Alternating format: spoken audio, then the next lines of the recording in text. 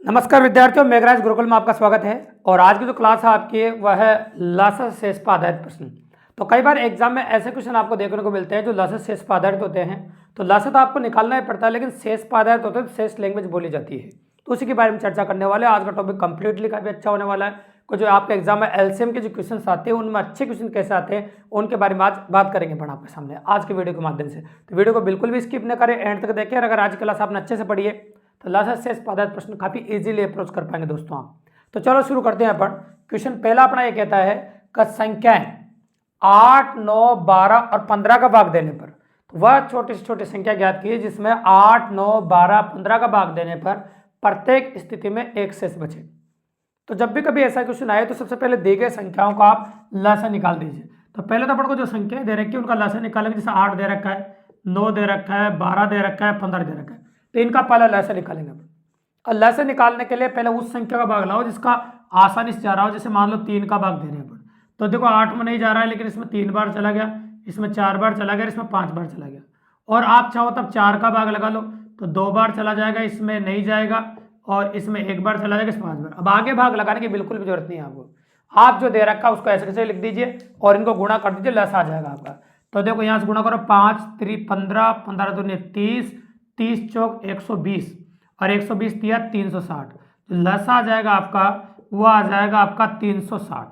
और आपसे लसा नहीं पूछा, देखो आपसे संख्या पूछी, वह छोटी छोटी संख्या ज्ञात की जिसमें इनका भाग देने पर है ना प्रत्येक स्थिति में एक शेष बचे। तो भैया ये तो वह संख्या आएगी जिसमें इन दी गई संख्याओं का भाग पूरी बार चला जाएगा। अगर आपको एक शेष बचाना है तो इसमें एक जोड़ना पड़ेगा। अगर समान शेष बचे तो जो संख्या आपको जोड़ने के बोले या बचाने के बोले उसी को जोड़ दो, तो इसका आंसर हो जाएगा आपका 361।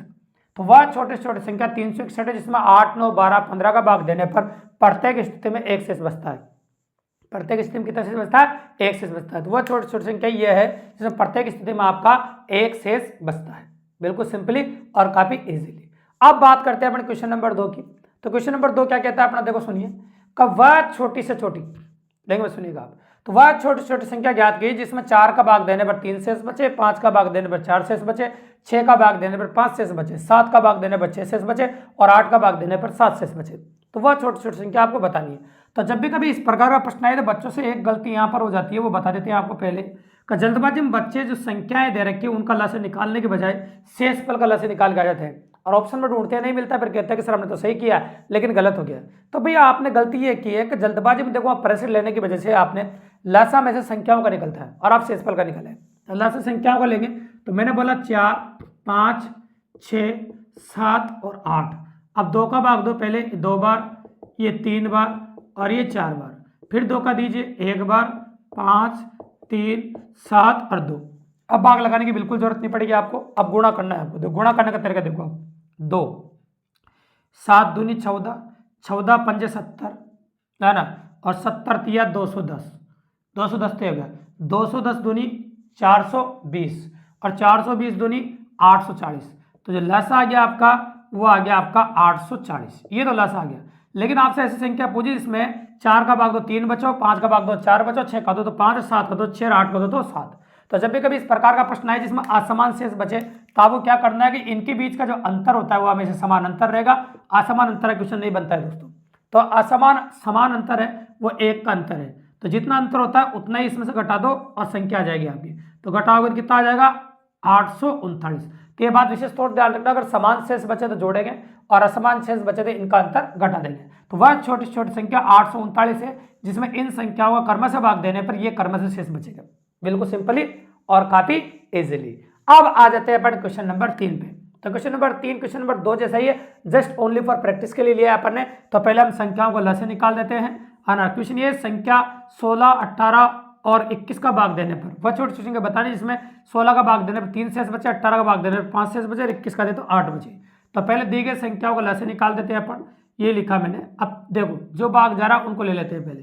किस किस का भाग जा रहा है? तो देखो छोटी संख्या है, बड़ी हो, कोई सी भी हो, तो आप उसका पहले 2 का लगा लीजिए। ये 8 बार चला गया, ये 9 बार चला गया, 21 में नहीं जाएगा, ठीक है। अब एक काम करो, आप 3 का भाग दीजिए। 8 में तो जाएगा ही नहीं, इसमें जाएगा 3 3 9 7 21। अब इनमें कुछ कॉमन आ ही नहीं रहा देखो, तो आप डायरेक्टली भी गुणा कर सकते हैं लसे निकालने के लिए।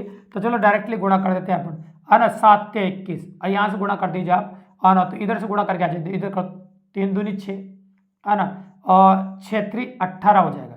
6 3 कितना हो जाएगा आपका 18। तो ये तो लिखा मैंने 18 और 8 7 56।